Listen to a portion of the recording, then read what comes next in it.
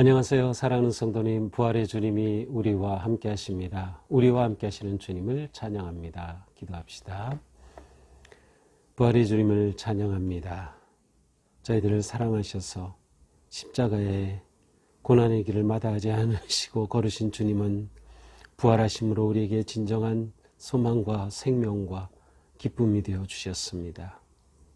부활의 주님을 저희들이 찬양하고 또 부활의 주님을 의지하고 부활의 주님과 함께 거룩한 믿음의 길, 영광스러운 그 주님의 부활을 감사하며 오늘도 힘찬 하루를 살아갈 수 있도록 인도하여 주시옵소서.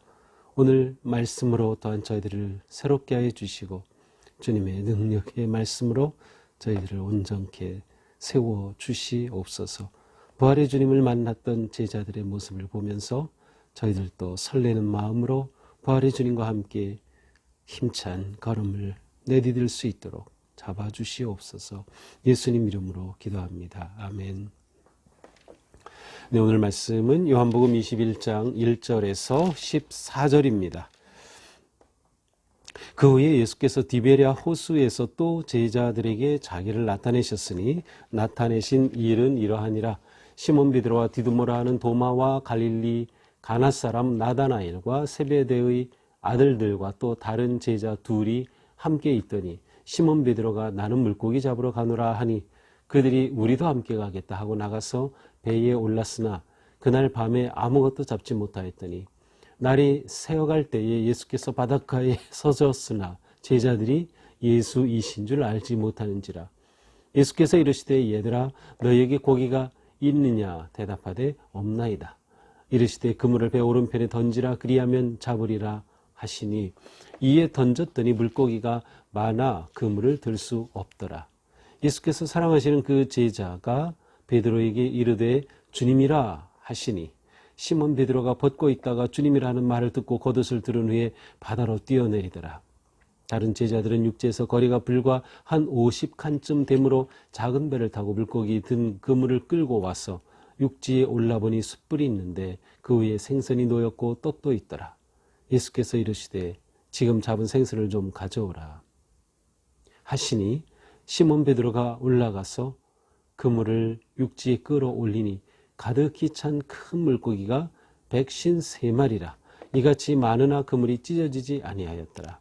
예수께서 이르시되 와서 조반을 먹으라 하시니 제자들이 주님이신 줄 아는 고로 당신이 누구냐 감히 묻는 자가 없더라. 예수께서 가셔서 떡을 가져다가 그들에게 주시고 생선도 그와 같이 하시니라. 이것은 예수께서 죽은 자 가운데서 살아나신 후에 세 번째로 제자들에게 나타나신 것이라. 아멘. 자, 이제 오늘 말씀은 부활하신 주님께서 7 제자에게 또 나타나신 그러한 또 하나의 사건입니다. 자, 이렇게 시작되죠. 그 후에 예수께서 디베랴 호수에서 또 제자들에게 자기를 나타내셨으니. 자, 그 후는 무엇이에요? 그렇죠. 예수님이 죽으시고 부활하시고 이제 부활하신 주님이 제자들에게 나타나 보이셨죠. 그래서 어제 본문에서는 도마에게 나타나셔서 친히 자신의 모습을 보여주시기도 하셨고요. 그래서 이처럼 예수님께서 그들에게 이렇게 보이신 그 후에 이번에는 예수님이 디베랴 호수에서 나타나셨어요. 자, 부활하신 예수님은 제자들과 하루 종일 같이 지내는 것이 아니고 이렇게 간헐적으로 이곳저곳에서 나타나셔서 만나주시는 그러한 주님으로 성경은 보여주고 있습니다. 자, 이날 디베랴 호수인데 디베랴 호수는 우리가 잘 아는 갈릴리 호수입니다.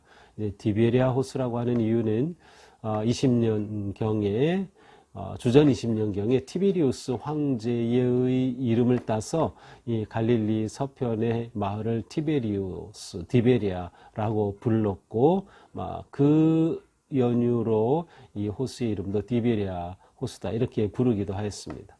또 주로 구약에서는 긴네렛 호수라고도 했고요. 또 그러니까 갈릴리 호수의 이름이 여러 가지가 있는 거죠. 바로 그 갈릴리 호수에 나타나셨습니다.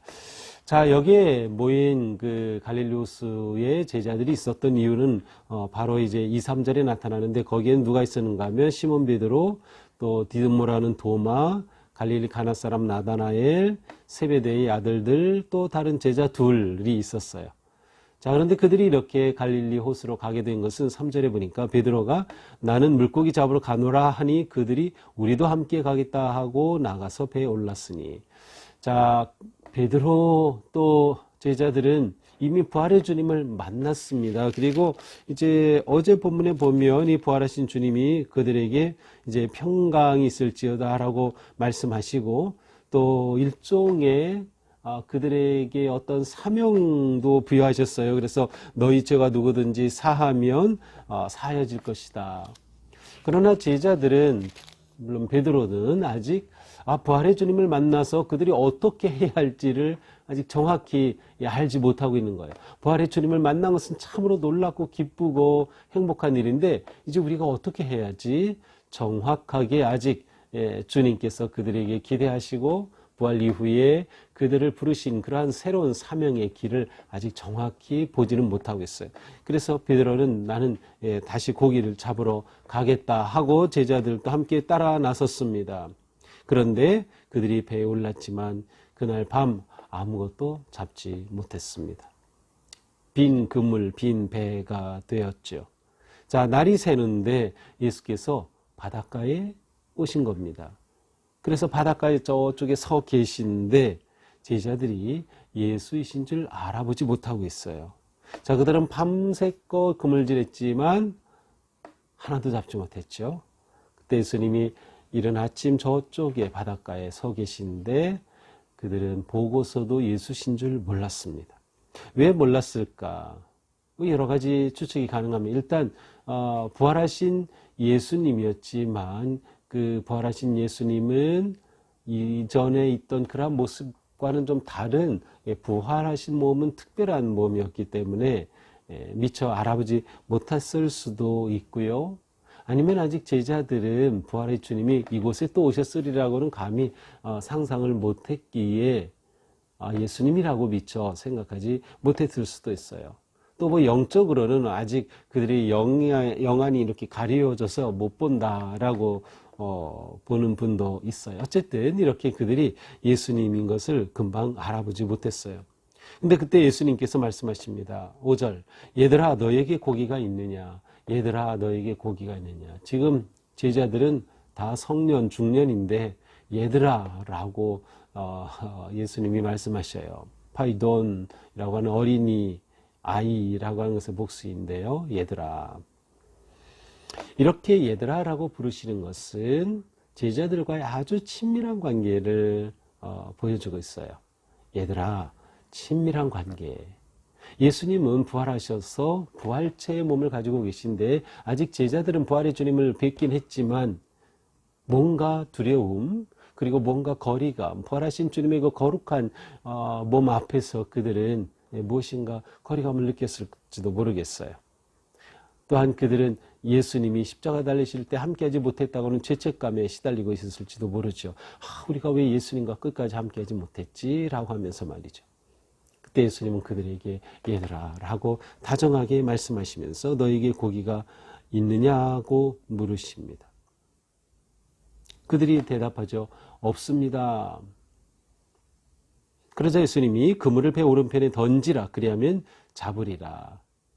자, 지금 예수님이 이렇게 말씀하실 때 우리는 이제 조곤조곤 이렇게 얘기하지만 실제로 예수님은 큰 소리로 외치셨을 것 같아요. 왜냐하면 8절에 가서 보면 그 육지와 이 제자들과 있는 그 거리가 약 한 100m 정도, 100m가 조그만 한 80m 정도 되는 그런 거리였기 때문에 그렇게 먼 거리, 80m 정도 떨어진 사람과 이야기하려면 이렇게 작은 소리는 안 되죠. 큰 소리로 해야 되죠. 그러니까 예수님께서 큰 소리를 했을 겁니다. 얘들아, 너에게 고기가 있느냐? 이렇게 물으신 거죠.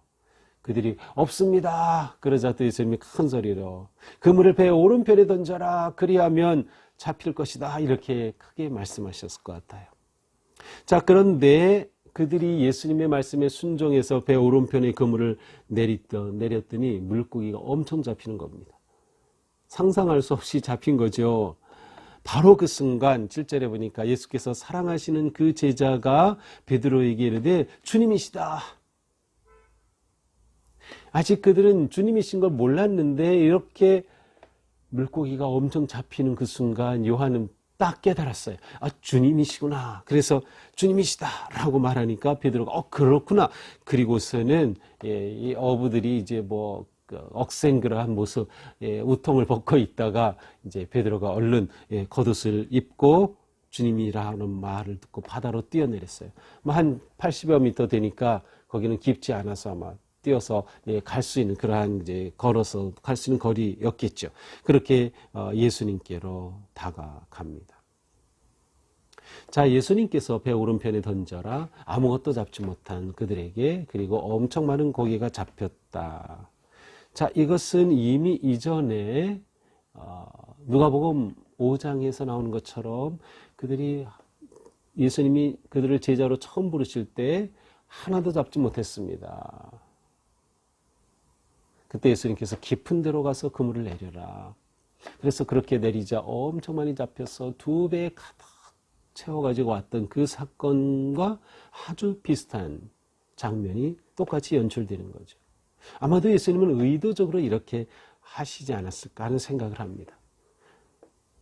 그들이 처음 예수님의 부름을 받았던 그때를 회상하게 하고 그때가 기억나면서 다시금 그들이 주님에 대한 열정과 사랑과 마음이 회복되도록 그들을 깨우쳐 주시는 예수님의 방법인 것이죠. 그래서 이렇게 베드로가 그 말을 듣고 예수님께로 달려갑니다. 이제 그들은 한 50칸쯤 되는 8절에 50칸 약 100m 정도 되는 그 거리에서 배를 타고 와서 그물을 끌고 나오게 됩니다. 자, 육지에 와서 보니까 예수님께서 숯불을 피워 놓으시고 그 위에 생선도 있고 떡도 있어요. 떡이라고 되어 있지만 사실은 빵이죠. 생선이고 빵이 있는 겁니다. 그때 예수님이 말씀하시죠. 지금 잡은 생선을 좀 가져와라. 금방 잡은 싱싱한 생선 가져오라고 하셔요. 그러니까 시몬 베드로가 올라가서 그물을 배 육지로 끌어올렸어요. 그랬더니 얼마나 많은 고기가 잡혔는지 큰 고기가 153마리였어요. 153. 그러나 그물이 찢어지지 아니하였다. 153마리가 무엇을 의미하는지는 정확히 나타나진 않지만 어떤 분은 이것이 그 갈릴리 호수에 있던 모든 물고기 종류가 153 종류였다. 이렇게 재미난 해석을 하는 분도 있고요. 153마리는 아주 풍성하고 많은 것을 의미한다. 뭐 이렇게 보기도 합니다. 어쨌든 이렇게 엄청 많은 고기를 잡은 것이죠. 그런데 그물이 찢어지지 않았어요. 그물이 찢어지지 않은 것을 그냥 넘어갈 수도 있는데 어떤 분은 이것을 가리켜서 교회가 일치되고 하나된, 그래서 많은 물고기를 잡듯 그렇게 영혼을 구원하는 그러한 교회가 찢어지고 분열되고 나눠지는 것이 아니라 요한복음 17장에서 예수님이 저들로 하나 되게 하소서라고 기도했던 것처럼 온전한 교회로 세우시는 그러한 상징적인 의미다라고 해석하는 분도 제가 보았습니다. 자, 어쨌든 이렇게 물고기를 많이 잡았고 예수님 앞에 제자들이 이제 모이게 되었어요. 이제 예수님께서 준비하신 아침 식사를 하게 됩니다. 예수님이 말씀하시죠. 와서 조반을 먹어라. 네, 조반 아침 식사입니다. 조반을 먹어라. 그러니까 제자들은 주님인 걸 이제는 알죠. 아니까 감히 누구냐고 묻는 제자들이 없었어요. 그때 예수님이 떡을 가져다가 그들에게 주시고 또 생선도 그렇게 하셨습니다. 이것은 예수께서 죽은 자 가운데서 살아나신 후에 세 번째로 제자들에게 나타나신 것이라. 세 번째로. 첫 번째 부활 직후에 베드로 요한을 만나기도 하였고 여성들을 보기도 하셨고 만나 주셨죠. 그리고 또 엠마오로 가는 제자들을 만나 주신 적도 있고 또 그 요한복음에서는 앞에서 제자들에게 한번 나타나셨고 도마가 없을 때였고 그 다음 또 도마가 있는 상태에서 나타나셨고 그래서 이 요한복음만으로 본다고 하면 이렇게 세 번째라고 말할 수 있어요. 그들에게 이렇게 나타나셨죠. 조반을 차려주시는 예수님, 그 모습이 그려지나요? 조반을 차려주신 예수님, 그것도 십자가의 고난을 당하시고 부활하신 주님께서 제자들의 아침 식사를 차려주신 겁니다. 자, 이렇게 조반을 차려주신 주님의 모습에서 무엇을 느끼나요? 우리는 많은 것들을 또 자신의 마음과 영적인 상태에 따라서 다양한 것을 우리는 느낄 수 있을 것 같습니다. 여기서 어떤 분은 예수님의 따스한 사랑과 격려를 느낄 수도 있을 거고 또 예수님께서 돌봐주심을 느낄 수도 있을 거고 예수께서 그들을 책망하지 않으시고 너희들 왜 나 십자가 달릴 때 도망갔어 묻게 하지 않으시고 그들을 그대로 받아주심을 체험할 수도 있고 또 주님의 용서하심을 경험할 수도 있을 것 같아요. 분명히 여기에는 주님께서 주시는 치유와 회복의 그러한 모습이 있을 겁니다. 왜냐하면 이 숯불 하면 무엇이 떠오릅니까? 숯불, 요한복음 18장 18절에 이러한 표현이 나오죠. 그때가 추운 고로 종과 아랫사람들이 불을 피우고 서서 쬐니 베드로도 함께 서서 쬐더라. 자, 베드로가 예수님을 부인할 때 거기에 불이 피워져 있었어요. 이 장면 속에 베드로는 그 순간을 기억하지 않았을까요? 그리고 누가복음에서 보면은 예수님과 베드로의 눈이 마주쳤다고 되어 있는데 이렇게 숯불을 피워놓으신 예수님이 베드로와 마주하게 됐을 때 베드로는 바로 자기의 인생이 무너졌던 그 순간을 떠올릴 수밖에 없었을 겁니다. 그것은 베드로가 해결해야 할 너무도 중요한 문제였어요. 그런데 이날 주님은 오셔서 숯불을 피우시고 베드로의 이러한 모든 것을 만져주시는 거죠. 내가 너를 사랑한다고, 내가 여전히 너를 사랑한다고 하시는 거죠. 그를 용납하여 주시는 거죠. 그를 받아주시는 거죠. 베드로의 상처난 영혼을 만져주시는 거죠. 바로 이것이 예수님이 조반을 차려주신 그런 모습에서 우리가 느낄 수 있는 그런 정말 따뜻하고 아름다운 주님의 사랑입니다. 자, 이것이 오늘의 말씀의 내용이죠. 자, 오늘 말씀을 보면서 부활하신 주님을 만난 이 제자들의 모습, 그들에게 예수님은 어떤 모습으로 다가오셨나요? 그렇습니다. 예수님은 용납과 치유의 예수님이시다. 자, 용납은 용서의 완성입니다. 용서해 줄 수 있는데 그거로 끝나지 않고 받아주는 겁니다. 다시금 친밀한 관계가 회복되는 겁니다. 제자로서 인정해 주시는 겁니다. 부활의 주님은 이처럼 용납과 치유의 예수님으로 나타나셨습니다. 오직 사랑이 사랑을 회복합니다. 예수님의 그 사랑이 제자들의 무너진 사랑을 회복하고 있음을 우리에게 보여주고 있습니다. 또한 예수님은 제자들을 새롭게 가르치시고 그들을 새롭게 인도해 주시고 있습니다. 예수님께서 이날의 이 모든 것들을 세팅하셨다고 생각해 보세요. 한 마리도 잡지 못하는 그러한 실패한 그들에게 배 오른편에 그물을 내려라. 또한 그들이 왔을 때 물고기와 빵을 굽고 준비해 주신 이러한 모든 것들은 세팅하신 것이다. 예수님은 모든 것을 다 알고 계시기 때문에 예수님의 모든 행동은 무엇인가 의도가 있는 거죠. 그러면 이날의 예수님을 통해 우리는 예수님에게서 어떤 의도를 찾을 수 있을까요? 앞에서 본 것처럼 예수님께서 그들을 용서하시고 용납하시고 사랑해 주신 그러한 것을 보여주실 뿐만 아니라 그들을 가르쳐 주시는 겁니다.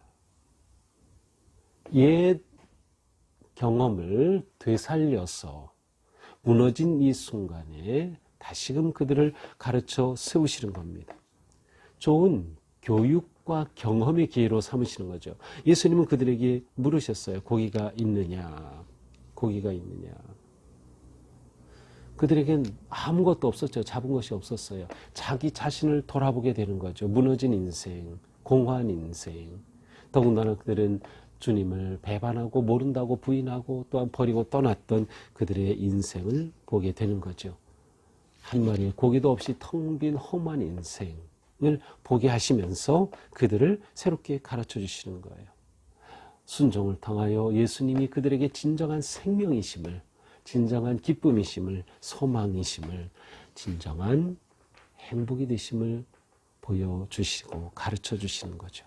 이렇게 하여 예수님은 그들을 다시금 사도로 세우시고 하나님의 나라를, 곧 교회를 세워 가실 것을 기대하셨음을 우리는 알 수 있습니다.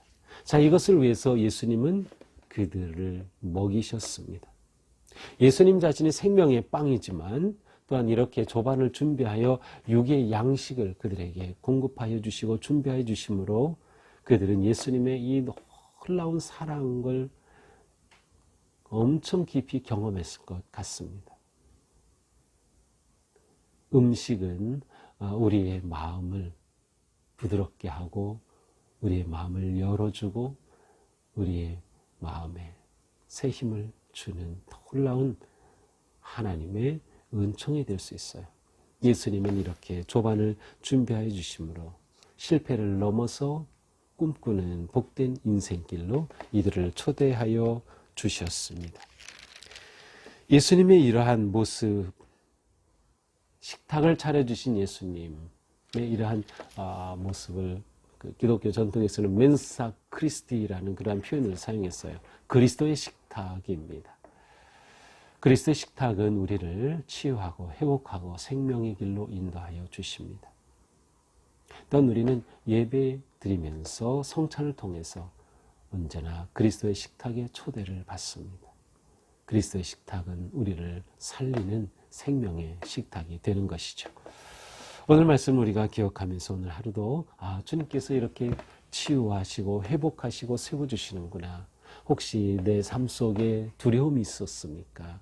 혹시 나는 주님 앞에 너무도 잘못했다라고 하는 죄책감에 빠져 있지는 않았습니까? 코로나 중에 내가 뭘 했지? 내가 너무나도 주님을 몰랐구나 라고 영적인 좌절감에 빠져 있지는 않았습니까? 우리는 어떤 상황에 있든 우리 삶에 무슨 위기와 실패와 역경을 만났든 주님은 여전히 우리를 사랑하고 계시며 그리고 우리를 일으켜 용기를 북돋아 주시고 주님의 사랑으로 새로운 사명으로 우리를 초대하고 계십니다. 오늘 하루 부활의 주님이 우리와 함께 하시니 그 주님과 함께 담대하게 믿음으로 승리하며 또 회복하며 나아가는 하루가 되기를 축복합니다. 기도합시다. 주님의 이 사랑이 너무도 놀랍고 아름답습니다. 친히 조반을 준비하여 주신 주님의 그 따스한 사랑의 손길, 저희들도 주님이 저희를 그렇게 사랑하여 주시고 받아주셨기에 이렇게 또 부활절을 감사하게 예배드리고 또 부활의 삶을 살아갈 수 있음을 생각할 때 그 은혜에 너무도 놀랍고 감사를 드립니다. 주님, 저희의 하루하루가 주님께서 부르시고 세우시는 이 놀라운 치유와 회복의 삶, 실패를 넘어 희망의 나라로 향해 나아가는 진정한 용기의 삶 되게 하여 주시옵소서. 오늘도 부활의 주님과 함께 주님의 그 영광과 은혜를 찬양하며 기뻐하고 감사하며 회복과 치유의 복된 하루를 살아가도록 인도하여 주시옵소서. 예수님 이름으로 기도합니다. 아멘. 네, 오늘도 주님의 은혜 안에서 부활의 주님과 함께 승리하기를 축복합니다. 사랑합니다.